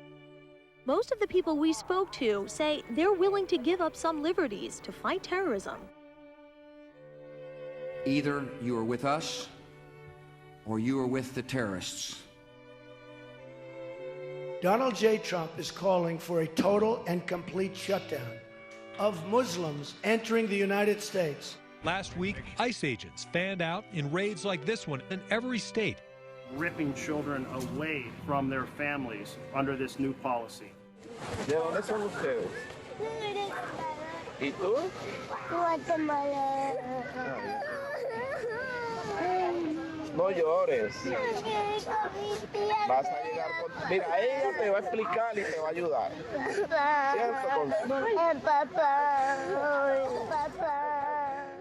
Taking babies away from their mother and locking up one or the other and separating them because they didn't no harm to anybody.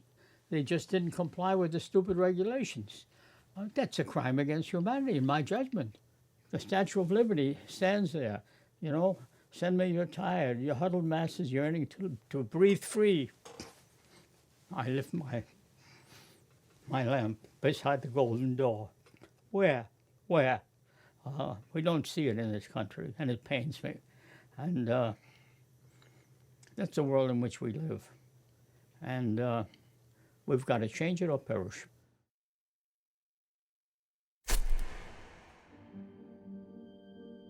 Months from now, when we realize that the democracy we wish we'd had never came to be, and what we did have was eliminated due to some national emergency, will we ask ourselves, when was that moment we could have turned things around before it was too late? Was it when the teacher in your family had to get a second job? Was it when you first saw the friendly cop on your beat wearing this and driving around in that? Was it when, after months of being addicted to the pills you've been given to make the pain go away, that you realized it really wasn't the pain that needed to go away? Was it when you first heard that the president you dearly loved took more money from Goldman Sachs than any other contributor, and you wanted to tell someone, but instead, you just quietly threw up in your mouth? Was it when you convinced yourself that this misfortune would never come to your town? Was it when you realized that we do indeed love our guns more than we love our kids? And that if this is the America we're trying to save, maybe we need to ask ourselves, why? Why save this America? The America I want to save is the America we've never had. It didn't need to end up like this. And it still doesn't.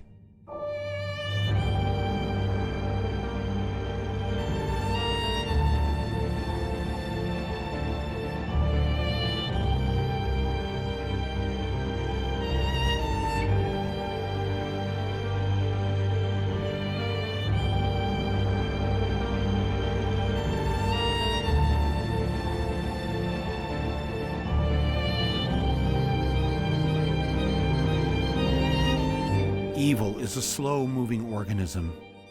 By the time it coalesces into one giant terror, it is too late. We had spent too much time trying to comfort ourselves with the belief that the Constitution would save us. Elections would save us. The special prosecutor would save us. Impeachment would save us.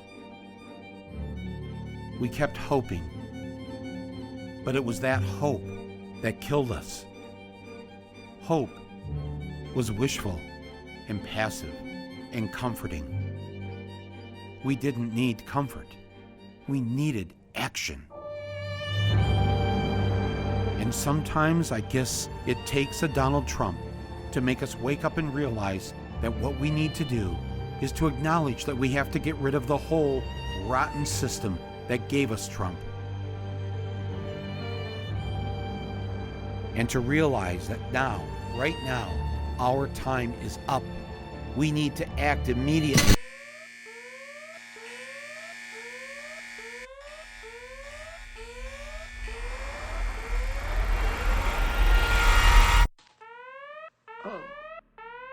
Oh gosh, what happened?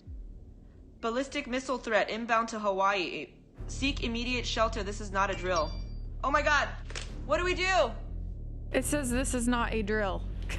This is not a drill. Those are the exact words. Ballistic missile threat inbound to Hawaii. Seek immediate shelter. This is not a drill. What about tourists? We have no idea where to go.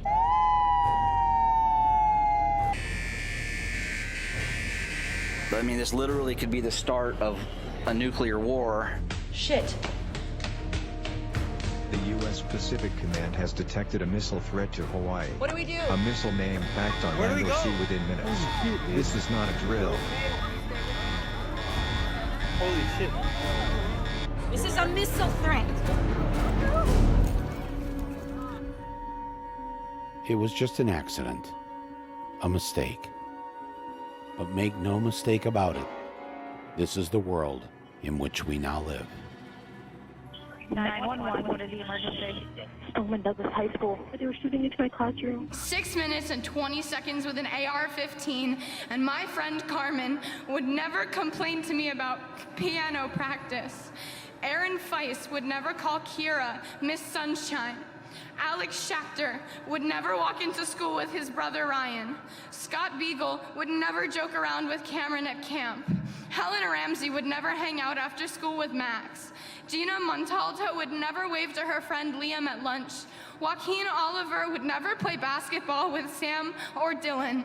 Elena Petty would never. Kara Lugren would never. Chris Hickson would never. Luke Hoyer would never. Marquine Duque Aguiano would never. Peter Wang would never. Alyssa Al-Hadaf would never. Jamie Guttenberg would never. Meadow Pollock would never.